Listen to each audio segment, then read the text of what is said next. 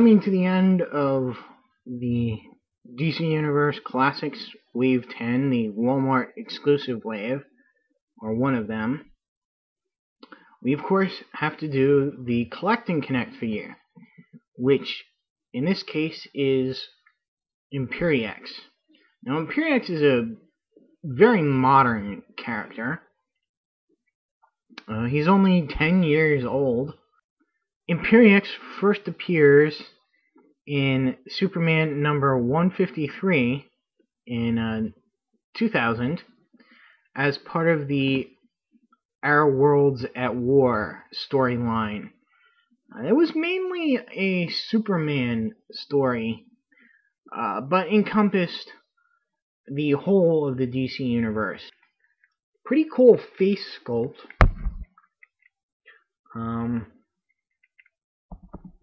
Nice details in the eyes and the teeth, the mouth there. This guy's armor here is all very soft, rubbery plastic, so it does get out of the way of a lot of his articulation very nicely, so it doesn't really constrict the character and his movement any. Now he is quite large. Well, let's bring in Batman to kind of give a comparison as to his size. And you can see that Batman comes about up to here on him. Now, his paint job is pretty good. There are a few little mistakes here or little errors in the gold, particularly with the gold paint on the trim. And this is probably just mine, but he has this big scratch or mark on his head. That's not too cool. I'm sure that can be touched up with a black paint or black pen.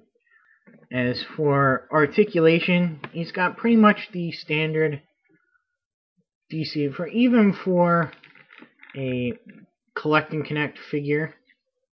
His head goes side to side, a little up and down, not much.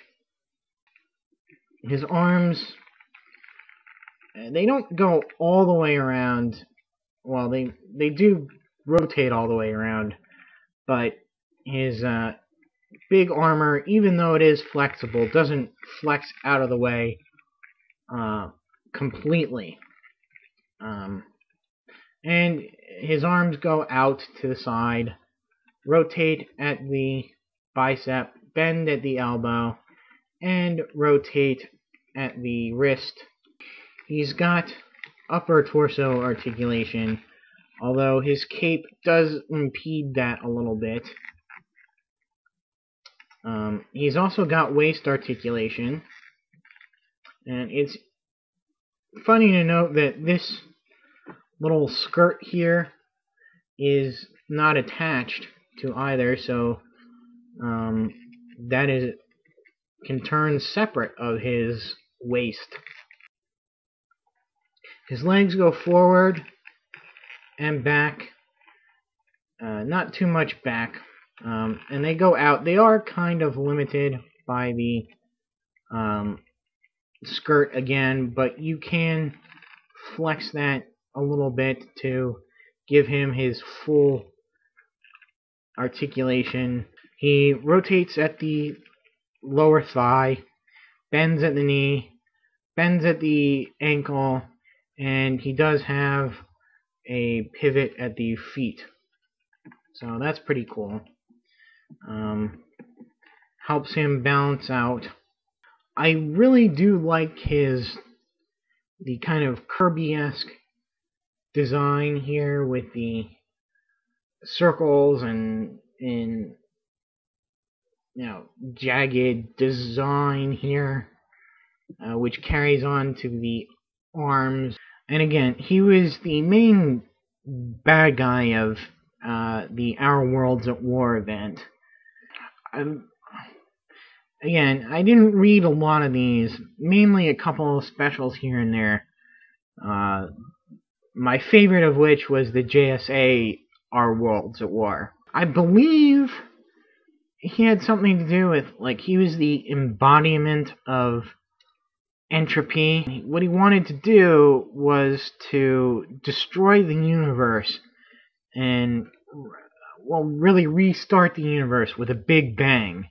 And he was going to do this by destroying Earth, which was, after the Crisis on Infinite Earths, the center of the universe. By destroying Earth, that would destroy the universe. By the time that the heroes encounter him during the Our Worlds at War, he's already done some stuff.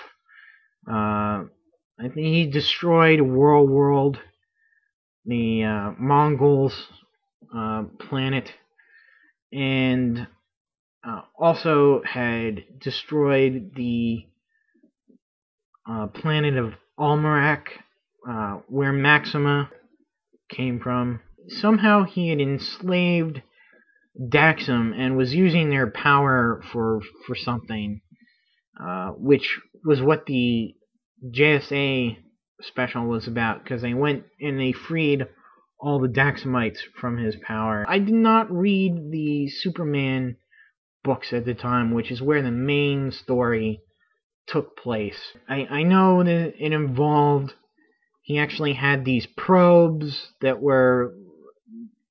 looked kind of like him, and these probes destroyed lots of locations on Earth in order to destroy Earth, and I think one of them was one of the towns that was destroyed was Topeka, Kansas.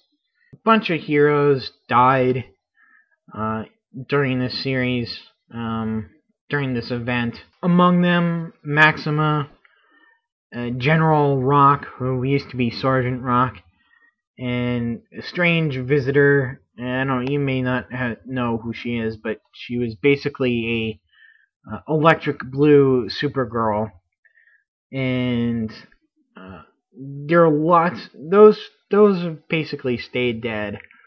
There were quite a few on the list that came back over the years, and that of course being Aquaman, Guy Gardner, Hippolyta, the Golden Age Wonder Woman, Sam Lane, General Sam Lane, Lois Lane's father, and Steel, the John Henry Irons Steel.